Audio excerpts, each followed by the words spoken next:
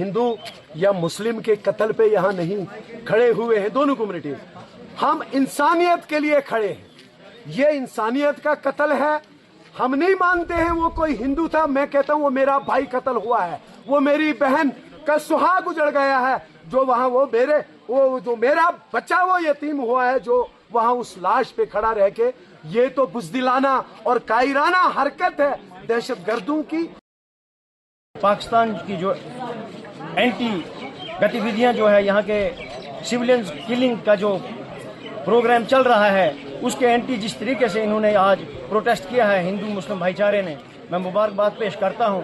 और यही इस जनता की ओर से यही सरकार को प्रार्थना करता हूं कि पाकिस्तान को अब समय आ चुका है कि पाकिस्तान को जो है सबक सिखाने की जरूरत है।